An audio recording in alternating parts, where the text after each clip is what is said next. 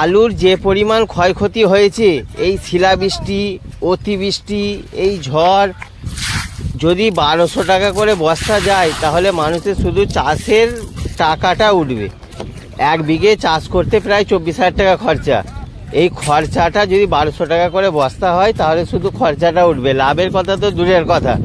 আমি বলছি হুগলি জেলার ওই তারকেশ্বরের কাছাকাছি এরিয়াগুলো, যেমন তারকেশ্বর, 10ঘরা, চৌতারা, পারাম্বুয়া, এই দিকটা, ওই চাপাডাঙ্গা, এই এরিয়াটা। আর বাদবাকি যে ভান্ডাহাটি, ধনেখালি, এইসব এরিয়াগুলো এই শিলাবৃষ্টি অতটা হয়নি, কিন্তু অতিবৃষ্টি হয়েছে, যার কারণে সমস্ত আলু মোটামুটি বিঘেতে 12 বস্তা 15 বস্তা করে আলু বেরিয়ে গেছে, যেগুলো ছাগলে খেয়ে নিচ্ছে পুরো। আর মানুষ এটাকে কোনো রকমভাবে আনতে পারছে না। আর যেভাবে জমিতে জল দাঁড়িয়ে আছে, জলটা বের করতে এই মেশিন মধ্যিখানে লাগিয়ে, সে পরিশ্রমের তো শেষ নেই। আর যত টাকা যে ইনভেস্ট করেছে চাষের প্রতি, সব কোনো কাজে লাগবে না। যদি আলুর দাম 1000-এর ওপরে যায় তবে মানুষের শুধু চাষের টাকাটা উঠবে।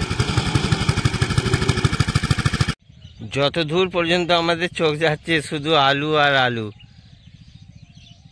আলু একদম তোলার সময় এসেছে, সেই সময় খুব বৃষ্টি, ঝড় বৃষ্টি, শিলাবৃষ্টি, আলু জমিতে জলে এরকম ভর্তি ডুবে আছে। এইসব জমিগুলো এঁটেল মাটি, জল দিয়ে এতে জল থাকে না, কিন্তু কালকে 10 মিনিটে বৃষ্টি হয়েছে, এমন বৃষ্টি হয়েছে পুরো জমিতে ডুবিয়ে দিয়েছে। পাকা আলু, মানুষ আলু তুলবে এই সময়। আর 1 সপ্তাহ পরে ভাঙা চালু হয়ে যেত, কিন্তু এমন জল এসে গেছে পুরো জমি আলু জলের নিচে থই থই করছে। চারিদিকে চাষিরা যে যেমনভাবে পারছে, কেউ হাতে করে জল ছেঁচে, কেউ মেশিনে করে জমি থেকে জল ফেলছে, কিন্তু ফেলবে কোথায়? পুরো যতটা দেখতে পাচ্ছি সবই তো আলু জমি। 800 ফুট 900 ফুট দূরে একটা পুকুর আছে, সেখানে জলটা ফেলতে হবে, এত পাইপ জুড়ে তারপরে ফেলতে হবে। চাষির কাজে খালি এই রকমই হয়। ধানও যখন রুইবে তখন জল থাকবে না, যখন ধান পাকবে কাটার সময় একদম জল, ঝড় বৃষ্টি। শুকনো জমিতে আবার সেই দমকল জোড়া, সব ডাঁড়া এভাবে সোজা করে গাছ তুলে বড় বড় সব জমি এখন ডুবে আছে, শিলাবৃষ্টিতে পুরো শেষ করে দিয়েছে। এই যে পাতা ঝাঁঝরা করে দিয়েছে। তবু এই গাছগুলো একটু কাঁচা আছে, কিছুদিন টানতে পারবে, কিন্তু কিছু কিছু গাছ যেগুলো পেকে গেছে, আলু পুরো নষ্ট, সমস্ত আলু বেরিয়ে গেছে, গাছও নষ্ট হয়ে গেছে, জমিও জলের নিচে পুকুর হয়ে আছে। বড় বড় জমি এখন এভাবে গাছ তুলে জমি একদম জলে ভর্তি, ডাবুডুবু করছে।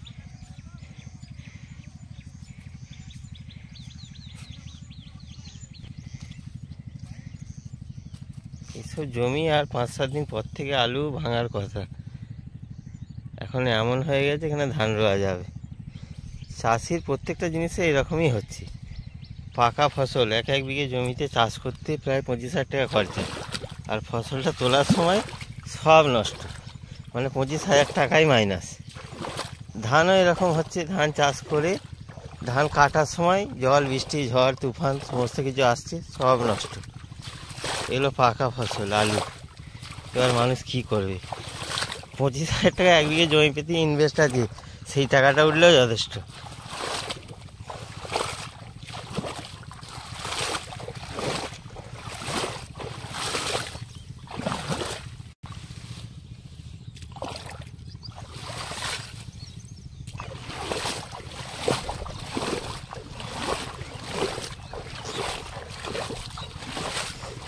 এগুলো জমি, আলু জমিতে যখন আমরা জল দিই একদম নামমাত্র দাগে দাগে, যেন একটুও বেশি না আসে, একটু বেশি হলেই আলু পচে যাবে।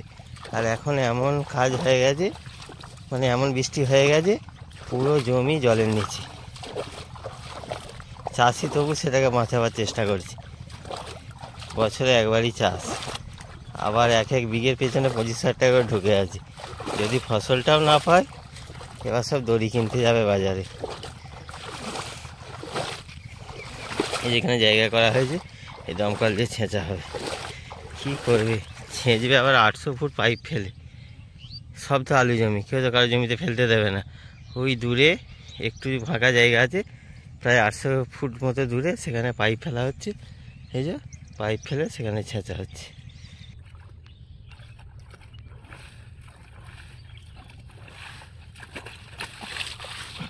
মেরে টেনে আনা যাবে না, একটুখানি খুঁড়ে দিতে করতে হবে।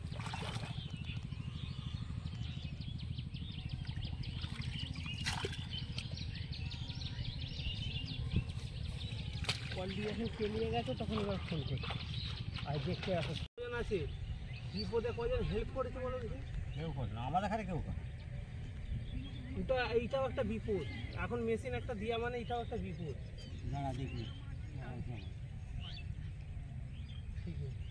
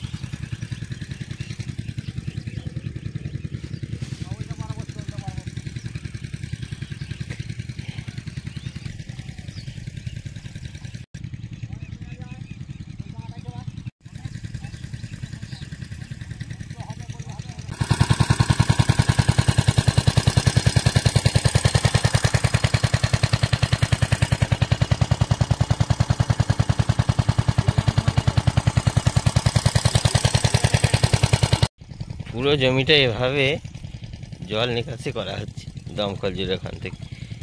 এই যে সব গাছ তোলা হয়েছে, এত বড় জমি, গাছ তোলাটা মুখের কথা।